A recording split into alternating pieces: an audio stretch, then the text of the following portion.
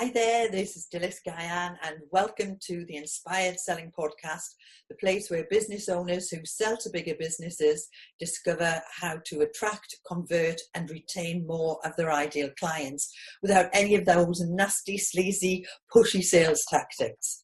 And today, as always, I have another fantastic guest for you. And my guest is Matt Conway, and he is going to tell us why it is so important that we should go high when prospecting. So let me just give you a little bit of Matt's background. He is an expert in new business sales, sales leadership, executive leadership, go-to marketing strategy, and this, coupled with his ability to lead from the front, drives dramatic tactical results. And it makes him both a valued advisor to executives and a respected coach when he's mentoring salespeople. And prior to founding his C-level prospecting and sales consulting, he was speaking, copywriting, coaching, and mentoring within his business. And he spearheaded the growth of startups, professional services, and for multinational firms, including Franklin Covey, Microsoft, Nokia, the Chasm Group, and Michael Page. A very, very impressive bio there, Matt. So welcome. I'm really thrilled to have you on the show today. Thank you, Dylis. So let's get started and tell us your backstory. How did you get to where you are today? Okay, well, if we roll back the clock a little bit, this all started with a comment that was made by my mum. Okay, and my mum, Sonia, is a very, very powerful individual, a force of nature, if you will. Once upon a time, I started life basically as a glorified telesales rep, banging out cold calls and trying to set appointments. And frankly, I was pretty poor at it. And I'm blessed to the fact that my mum is a sharp cookie and started asking me some fairly pointed questions about how, who was I calling, what was I saying, etc., etc. And she pretty much identified that the people that I was calling on were the people who, nominally looked like the people I should be talking to, but really didn't have the authority or the will to buy what I happened to be selling. So, I faced a lot of rejection on the cold calls that I was doing. And my mum, being who she is, she's Swedish, by the way, just went, if you want anything done, go high. And that really was the beginning of my journey into completely changing the prospecting and selling approach that I had, up to that time learned. And, with trepidation, I thought, okay, well, I'll give it a go. But who am I to be calling on the CEO of, HSBC or Aviva Insurance or what have you? So what I did is I started reading voraciously, books by Jill Conrath, Tony Paoliniello, Getting to Veto, etc. And by trial and error, started to form my own approach until the point was I could actually write a letter. I'm showing my age a little bit. Or an email, once the email started coming around, that would get CEO level appointments or referrals pretty much every time I pointed my bat at somebody. And so I've really got my mum to thank for basically steering me the right direction, saying stop selling to people, mid-level executives who are vested in the status quo, who can't say yes but can say no, and go and talk to the CEO. And that's exactly what I did, and voila, here I am. Fantastic, absolutely brilliant. And that is so true, isn't it, Matt, that if you go high, they can say yes, they've got the purse strings, but also they've got the authority to then send you lower, if you like. But if you start high, then... Yes, absolutely. And, being slightly simplistic about all of this, you've got to follow the money.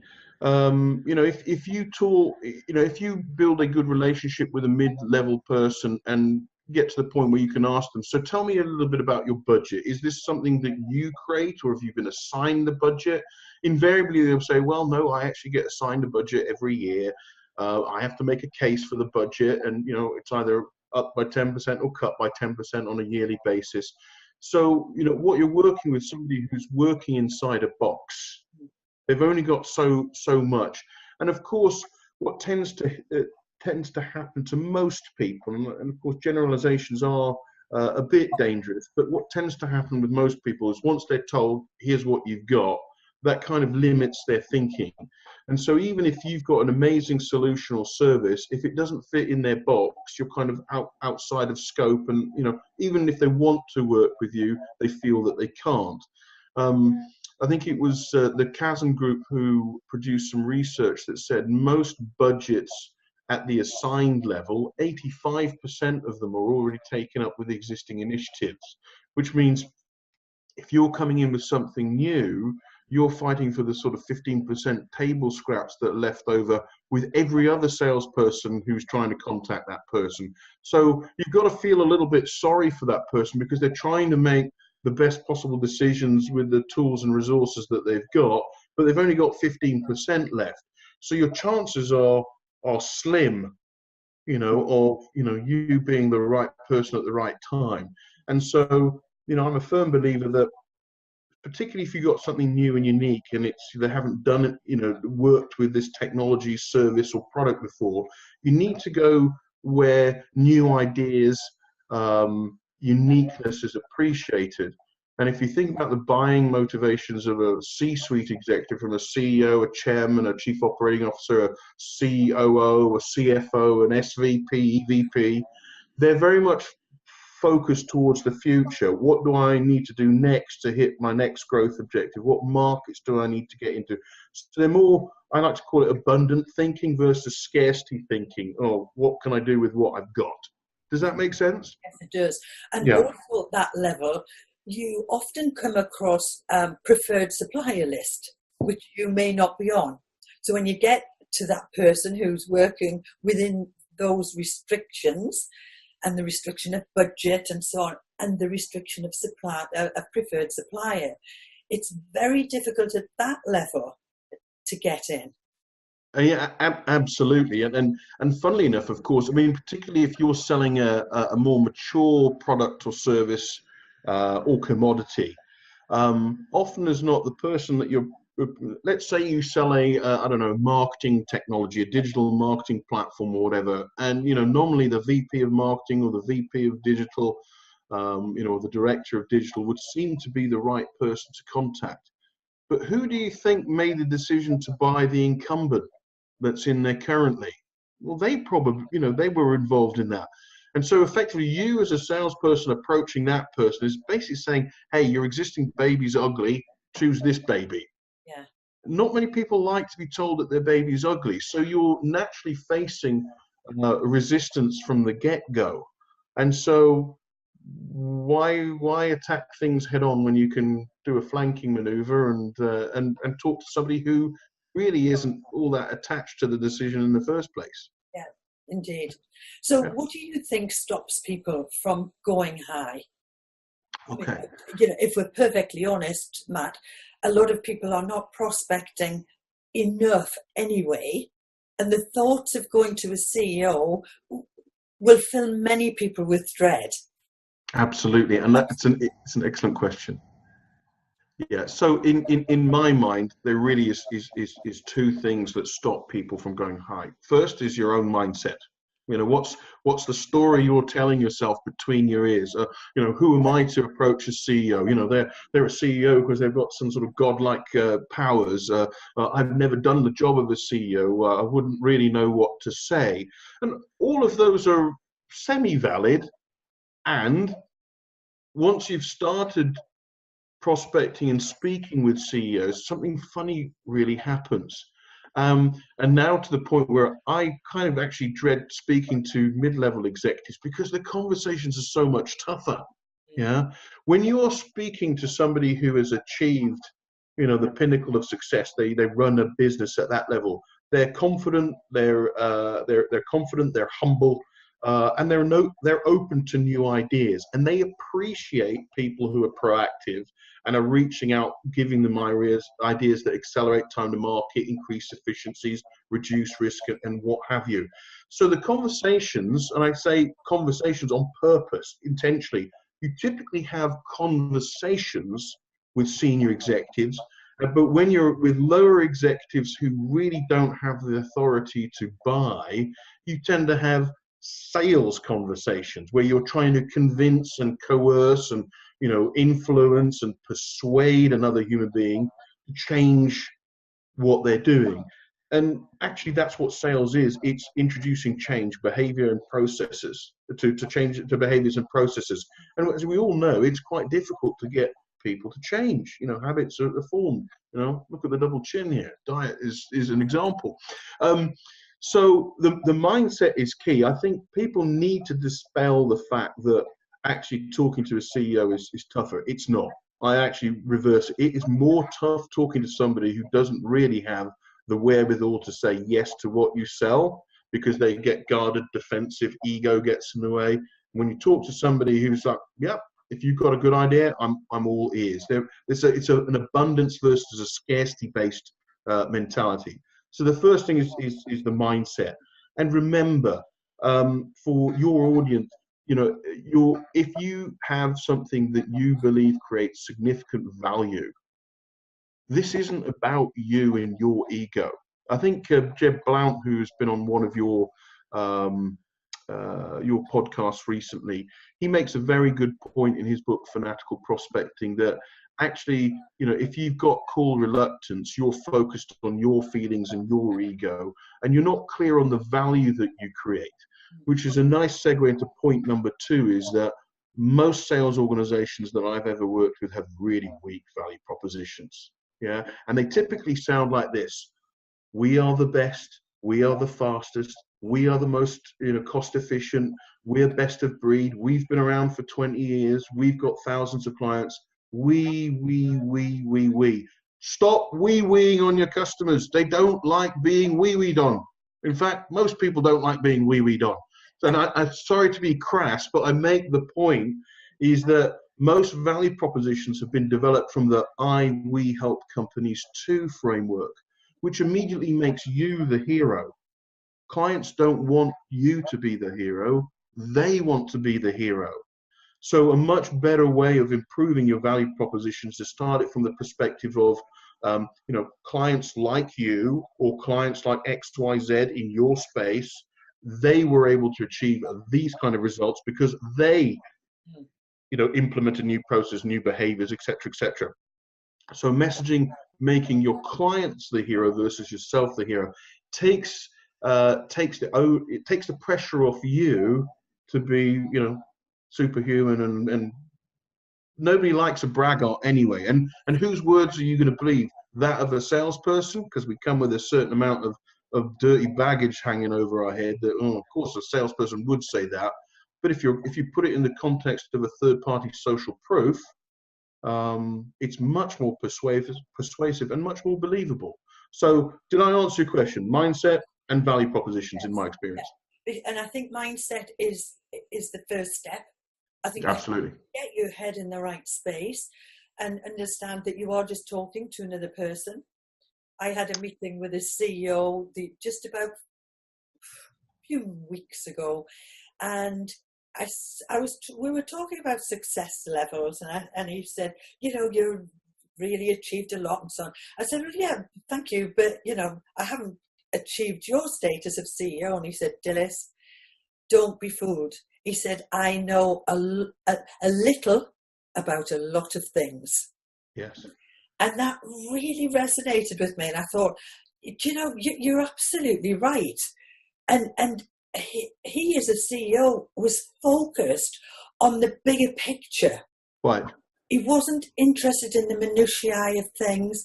And our conversation, as you rightly said, it was a conversation. And it was like a peer-to-peer. Absolutely. Absolutely. But it starts with your own belief in yourself. Yeah, it was wonderful. On Thursday last week, I was with a very, very bright group of people at a client of mine here in Canada. And we were talking about the importance of mindset and, the fact that this is not about you. You kind of have a duty of care to share your story with another human being, another CEO, if you genuinely believe you can be helpful to them. If you are scared or clam up or, are not able to articulate your message properly, actually that's you being selfish, and you need to get over yourself, because by you being a little bit frightened to, articulate your value proposition or approach them, you're actually doing them a disservice. So if you choose to look at it like that, you go, well, actually, I do create a lot of value, so why wouldn't I want to let you know about it? And this participant said to me, Matt, they're just like us. They put their pants on in the morning exactly the same way, one leg first, then the other. And I think that's a great way of looking at it. They are exactly like us. Yeah. And so helping with the mindset, I always think, is the belief in your product or your service, your belief in your ability, and just what you've said, giving people the opportunity to say yes or no, not right now.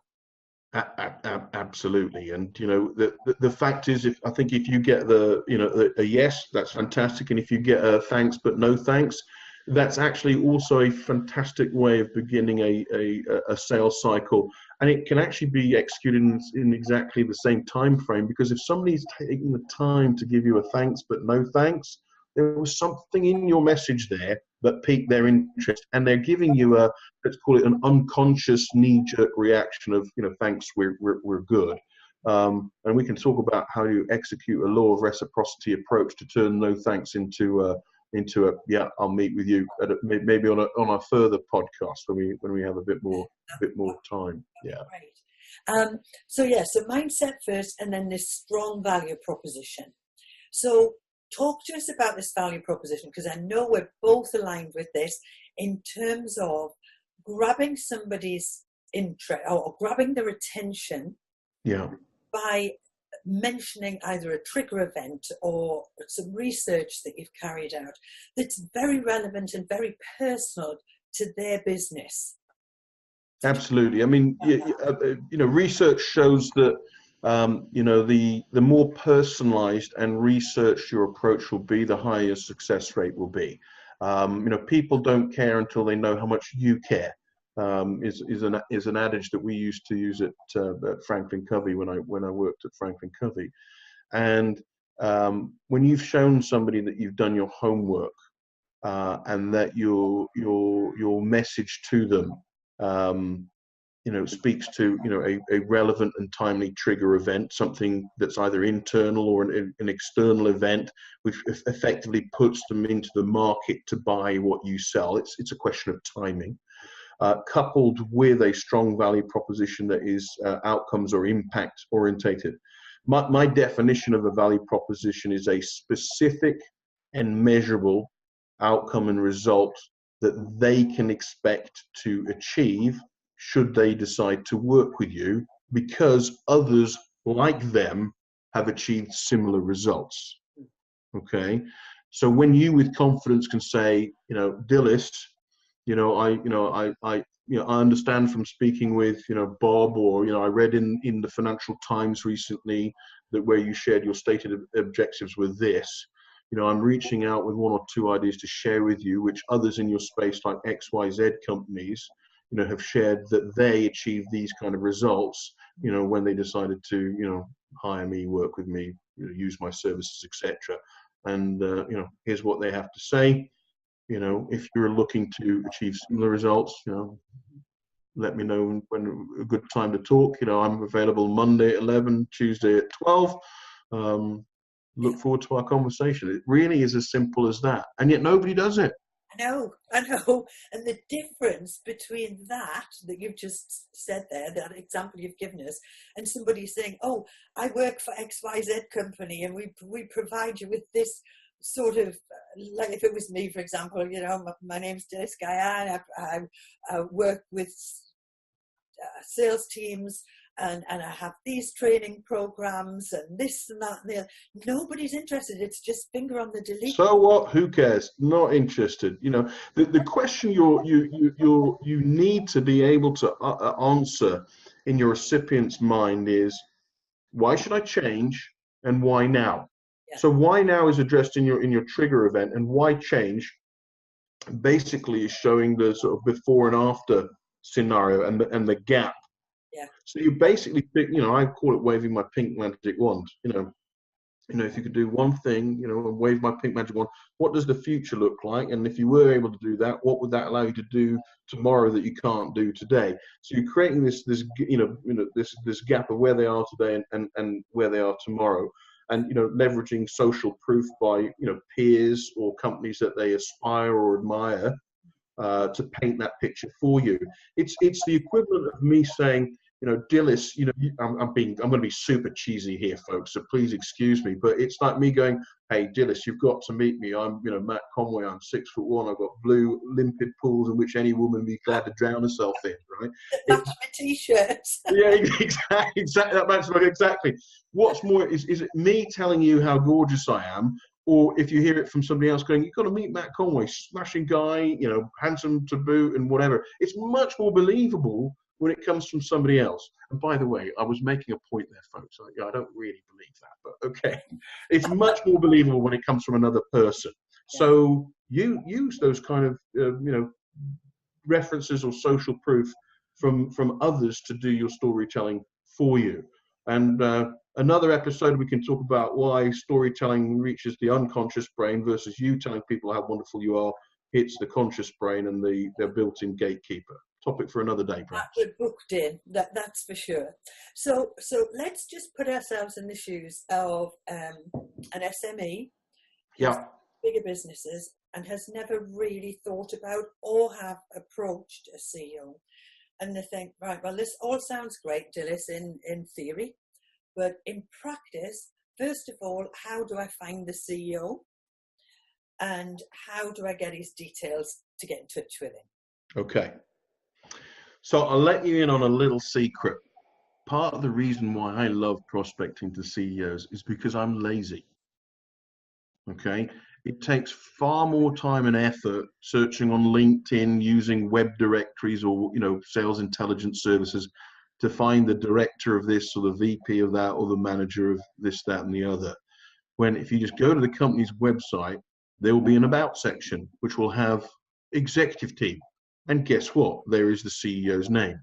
And really, email, you can often guess people's email by the, first name dot last name at company.com. There are lots of other services out there from companies that, provide email addresses, or you can actually just run a Google search and put first name, last name, and then in brackets at company.com. And usually it will do a web search and come up with an email address that's been put on a press release or something like that. Of course, you always just, if you go into the press release of a big press site, the press pages of a big website, you'll often see the email format that the company use. And it doesn't take that much effort to guess the name of the CEO. So that's the first name, how to find the name and how to get their email address. It's usually pretty straightforward. Right. So we've got the CEO's name, and we know that we're going to send them an email and even send a letter at the same time. Well, in actual fact, if you've got the time, sending a letter is actually an incredibly effective tool these days. And can you guess for what reason? Because people are not doing it. Exactly. Yeah. So if nobody else is doing it, your letter is going to stand out. So you're going to cut through the clutter versus being one of a couple of hundred that they receive every day in their email inbox. So that. I'm a big believer when everybody goes one way, go exactly the opposite. Never follow the herd. Yeah. And of course, that matter. If you look on the website, you see the executive names, you see who the CEO is, you've got the name, you know what their address is because it'd be on the website, then it's easy then to put a letter together and send that off. If absolutely find the email address. Absolutely. The next component of contacting the CEO is to address why now. What's the reason or trigger event that's causing you to contact a person now? Okay, so I like to use reason versus random rather than just send letters or emails willy-nilly. What's making your approach timely and relevant? Why should they care? So this is where you've got to do your research and you know, whether, I mean, every day when I used to take the train, you know, down from Buckingham down to London, I just used to read the FT and the Wall Street Journal on the train down. There are trigger events all over the place. You know, for some reason, CEOs love to tell you exactly what's on their mind when they're talking to a national broadsheet. So, you know, they'll very clearly or explicitly share that, you know, they're having these sort of challenges, or these are their, you know, stated objectives or strategic imperatives in newspaper articles. And that's a great source of just saying, you know, I read in the Financial Times on Tuesday that you're looking to do this. You know, I have one or two ideas to share with you that will help accelerate that for you. Here's what others say. Yeah. But it really does not get much simpler than that, folks. I mean, they're telling you what they want to achieve. So use their own words. And guess what? That will sing straight to them. And this is exactly what you use, isn't it, to get meetings within like hours? Yeah, absolutely. Most of my clients will typically get meetings with CEOs, you know, within minutes, if not hours, and at most, you know, a couple of days, because your messaging is so laser focused and appropriate. You know, it's speaking to what's on their mind right now. In fact, I think the world record is held by a young inside salesperson called Nate in Lancaster, Pennsylvania, who got a meeting with the CEO in 38 seconds after sending his email. Wow. You know? So if you want to dramatically, you know, accelerate or collapse your sales cycles, depending on your point of view, going to the CEO typically accelerates sales cycles by as much as 6 times. It's just smart. Yeah, and this does work, Matt. Absolutely. I haven't managed, my best was 3.5 hours. So that's pretty good. That was my best.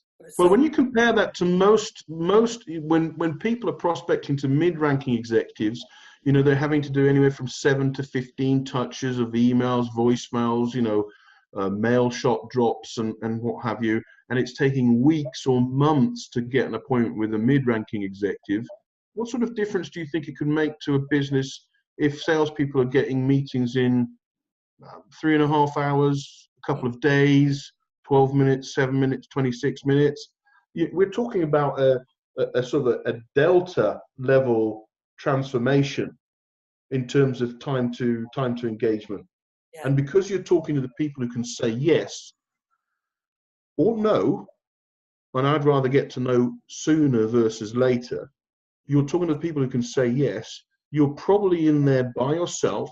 You've got less pressure on price, probably with no competition, and you know, your win rates, you know, will typically increase by 30% plus. Yeah. And you'll do so in a fraction of the time that it normally takes you. So, you know, a 12-month sales cycle can be collapsed to 3 months. Absolutely. Yeah. Brilliant. Who doesn't want that kind of velocity? Who indeed doesn't want? Yeah, right. Absolutely. So we're looking at mindset. We're looking at a strong value proposition. We're looking at identifying we didn't actually cover this, but you need to identify who your ideal clients are, who you want to be in touch with. Yes. And then do some, find the email, or, you know, find the name of the CEO, and then get your email written or your letter, or both. How powerful. Absolutely. Yeah. You send a letter and an email, because you can refer to those when you make a phone call. And as I always say, I haven't got it here just by me, but pick up the flipping phone. Absolutely. Yes. No, this is an important point. You know, I've got to the stage where with pretty good confidence, if I send out my initial email, I typically get a 20% response. If it's let's call it a fairly cold one, you know, they don't know me and I've pinned them out, I will typically get a 20% response from the first email. By the time I got around to my second and third, that will probably be in the 70 to 80% response. So just because I'm a little bit lazy doesn't mean you should be. Yeah. And I'm a firm believer that whilst I advocate for a 3-touch email process during the course of 1 week, you know, absolutely pick up the phone and, you know, call through, leave a voicemail with your really nice outcomes orientated value proposition stated very clearly, or speak directly to them, or speak to their executive assistant, and ask for their help to see whether your email's been received, and what action they would like to happen as a result of getting that message from you. Yeah, and treating these PAs with the same respect as you would the decision maker. Absolutely. This is something that I see all over the planet, and it's a massive mindset problem. Yeah, Dylis has mentioned mindset quite a lot here. Up of 80% of success in life is your mindset, and 20% is the mechanics or the skills or experience you've got along the way. I hear salespeople all over the planet calling EAs gatekeepers. Yeah. Guess what? If your lens that you view the world through is that EAs are gatekeepers, how do you think the EA is going to show up as a gatekeeper? And that's because the first words out of your mouth are probably going to be combative, because you're expecting a gatekeeper. And guess what? What you put out, you get back. So if the words out of your mouth aren't respectful, they sound, like you're being a sleazy salesperson, the EA is just going to cut you off and block you. And on the other hand, if you choose to view the EA as an ally, the second most important person at that company, magic happens. And when you ask for them help, by the way, human beings are hardwired to respond to the word help. It's a word of high influence and persuasion. When you ask another human being for help and you treat them with respect and you appreciate them, magic happens. So stop using the word gatekeeper.